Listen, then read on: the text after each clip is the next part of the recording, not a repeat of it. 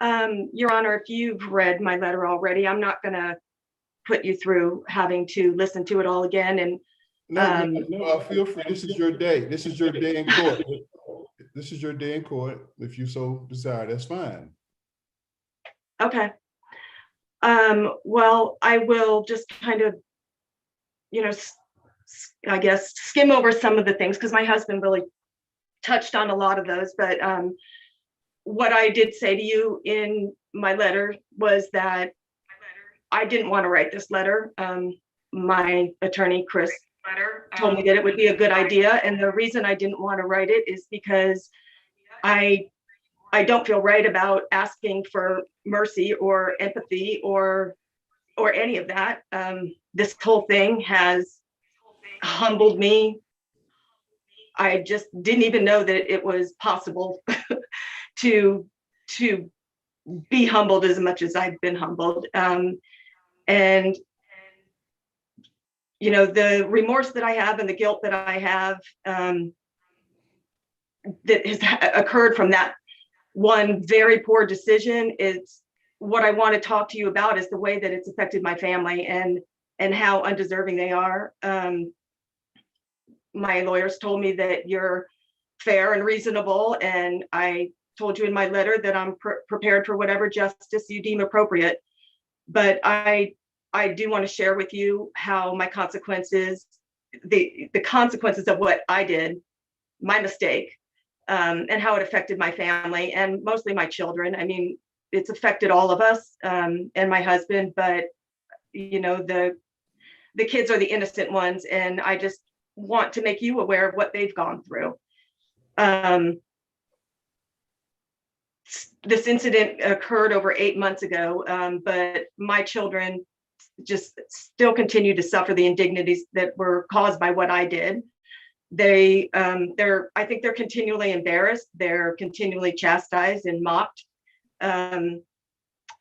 Each of my 3 children have lost nearly every friend that they've had. Their kids, they basically the parents of the kids that used to be friends with no longer, permitted them to associate with us because of me. And, I know that that's because of what they saw, on that video. And I would have probably made the very same decision and not let my kids associate with somebody who did that as well. So I can't fault them for that. But the problem, that goes along with that is it's heartbreaking to see your kids struggle for something that you did. My daughter, she's only 7.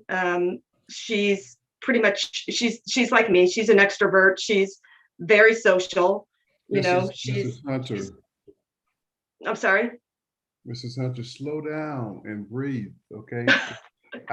What's written in your letter is a lot more fluid, and you're leaving out critical details. So take your time and go through it. If that's what you want me to do, I will just read it. It's easier for me because this is very emotional. Okay, do that. Okay.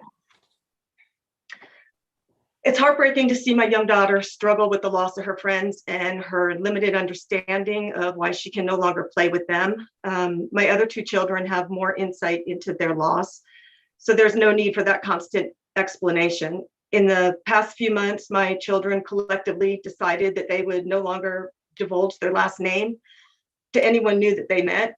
And this decision came to fruition after multiple occasions in which a parent or a teacher or a peer would connect the dots that ultimately led back to their ties to that woman in the video.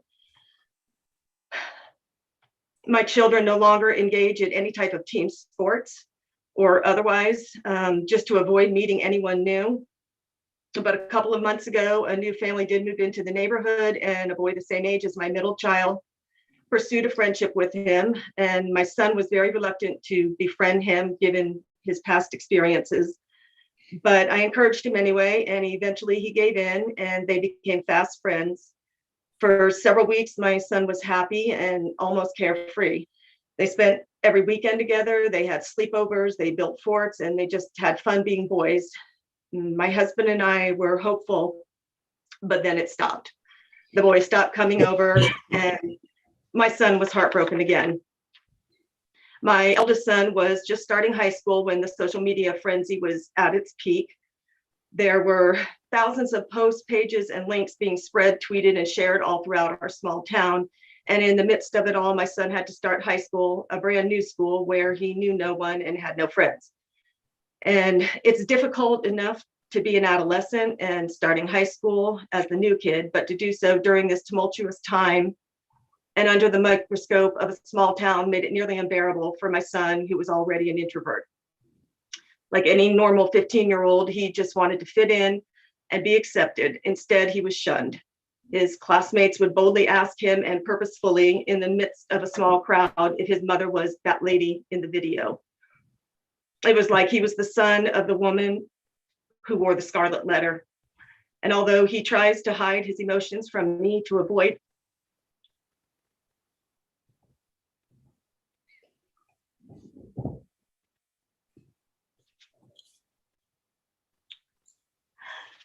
I'm sorry, Judge. Okay. Just give me a minute.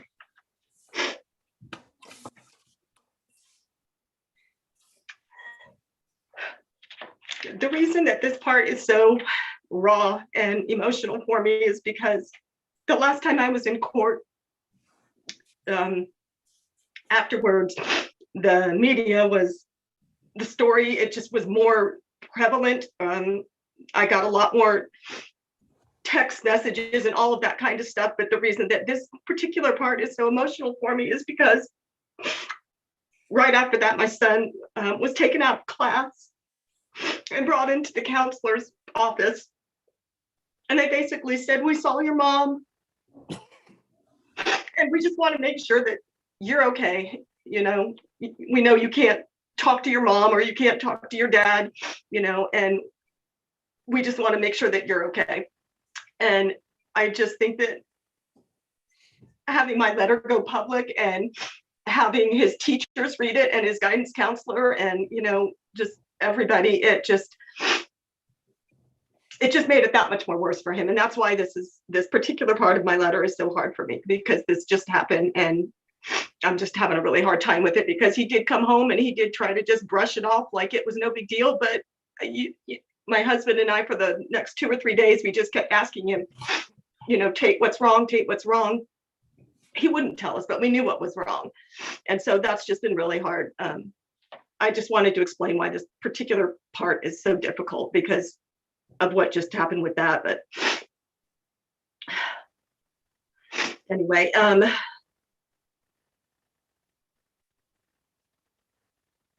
just give me a minute.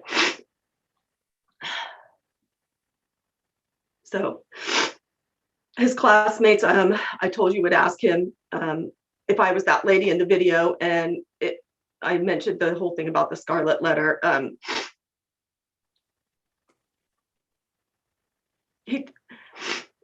sorry. He tries to hide his emotions from me to avoid adding to my guilt, but I know that my son is broken because a mother always knows when her children are hurting, and my son is very lonely.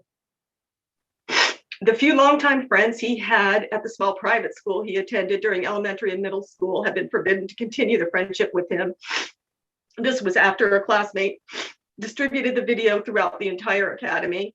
It was sent to every teacher, every student, every parent, and the entire office staff. And those two longtime friends, he had decided to add salt to the wound by removing him from the group chat that he and his classmates had been part of for 5 years while in school together. My son is trying to cope, but it would be a lie to say that he has not been permanently damaged by all of this unwanted and unwarranted attention. He has surely suffered the most of my 3 children. We are currently involved in counseling. Additionally, we are trying to enroll my son in a Jacksonville high school in hopes that he might walk those hallways without staring at the ground. We did just learn that he was denied access into that high school, so he's going to continue going to this school. The lives of my kids have been drastically altered. Why was he denied access? You know? It was an art school that he auditioned for. Oh, okay, I got it. Okay. And not related to this. Okay. No, I'm sorry, no. But related to it in the fact that he has to go back to the school where he has the notoriety. Okay. The lives of my kids have been drastically altered, and it's especially evident in our small community in which everyone knows everyone. Ours was that house where all the neighborhood kids would gather to play, meet up, and just hang out. And I remember looking out the window one day and counting 13 children playing in our yard. But now there are only 2 children, and both belong to me. I used to be that mom. I was the nucleus of all the other moms. I was the one who introduced this mom to that mom, the one who planned the neighborhood gatherings, and the one who pulled everybody together at the community pool or for a barbecue. I think my kids enjoyed being the kids of that mom. But as soon as I went from that mom to that woman, that semi-idyllic life came to a screeching halt for my kids. Fortunately, the Vede family, Amanda, who you met earlier, has allowed our children to maintain a friendship with their children, and for that we are incredibly grateful. But my kids have been devastated by the loss of their friends and the life they once had. They used to ride their bikes around the neighborhood with their friends. Now they just watch those same kids ride around without them. They used to go to our community pool with their friends. Now they're not invited. Their weekends used to be filled with sleepovers and birthday parties and outings. And now their weekends are spent indoors and in the company of their electronic devices and virtual friends. My younger son asked me just the other day if I would get in touch with the mother of one of his old friends. He said, "Mommy, I'm sure she isn't mad at you anymore." But I couldn't reach out to her. I knew what her answer would be. There was no forgiveness, no forgetting, and she had not changed her mind. And just yesterday, my sweet daughter, our happy mistake, asked if I would write a note to the mother of her new best friend. She asked me to try and set up a play date for her. And I did write the letter. I will tell you that we were in communication. And then after this last hearing, when it was all over the news again, I haven't heard from her again. My daughter keeps asking me about it. And, I do try to make her understand, but I just don't know how to do that. I'm aware that my shame and regret will follow me the rest of my life. We often run into people we have known in the past. And because it's such a small town, that's a very frequent occurrence. I watch as my kids lower their heads and turn the opposite direction so they won't be recognized or approached. And I know exactly what they're feeling because I do the same thing. I've avoided teachers they have had in the past, as well as their current teachers. I avoid old friends, parents of my kids' friends, their coaches, our doctors, our veterinarian, our realtor, my hairstylist, people that we hired for various reasons, and the list goes on and on. As a family, we collectively avoid anyone we recognize for fear that they might know.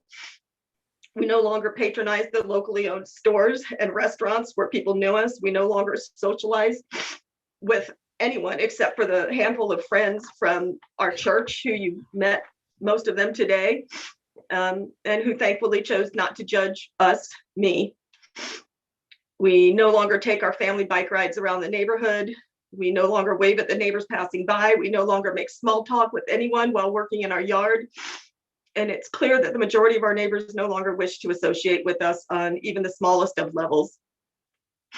I frequently tell my children that although gossip spreads like a wildflower on a windy day, eventually it will subside. But the truth is, I don't actually believe the reassurance I'm trying to provide. My kids are diligent in trying to hide it, but the bottom line is they're ashamed and embarrassed of me. The reality is that my family has been permanently scarred. And although that scar might fade over time, it will never completely disappear. My kids should not have to pay the price for my mistake. And I can overcome the ostracization. I can't even say this word. Ostracization. I wrote it, but I can't say it. I deserve it. My children do not. And although I am able to rationalize and even reconcile all of this, my children cannot. They have been greatly affected by the thousands of text messages, emails, phone calls, postings, threats, and even hand-delivered letters. How could they not? They live in the same house with the person to whom all of this venom is directed.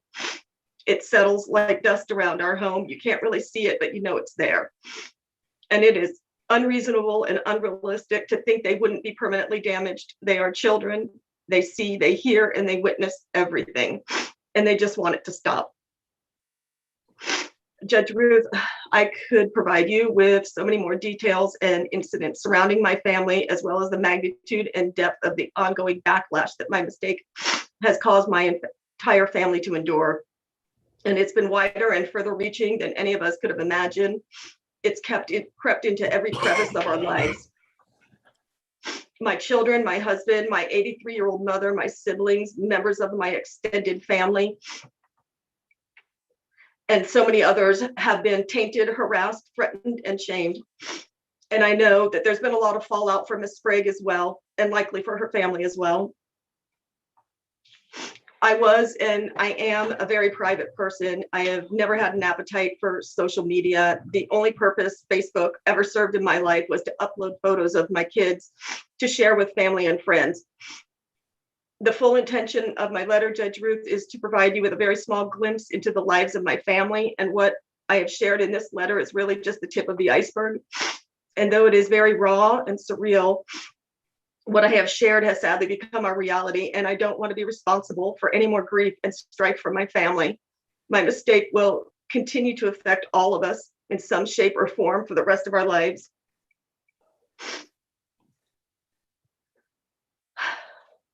I often wonder what it would be like if every one of us, as the flawed human beings we are, had their worst moments reduced to a short video for all the world to see and judge. And I would just like to add to that I think the hardest part of this is that that video shows me in the worst possible light on my worst possible day. And that's not who I am. That's not who I was before, and it certainly isn't who I am now. And if I could take it all back, I obviously would take it all back. You know, my husband's analogy with the bubble and the balloon, that's exactly what happened. It just kept, everything just kept piling on and piling on and piling on, and I just kept trying to push it down. And I just, that day, the pin just stuck in the balloon. And unfortunately for Miss Sprague, you know, she was the recipient of that. And for that, I apologize. And I believe that she knows that, because I did express that to her in my letter that I sent her very soon after. You sent her a letter? Yes, sir. Okay.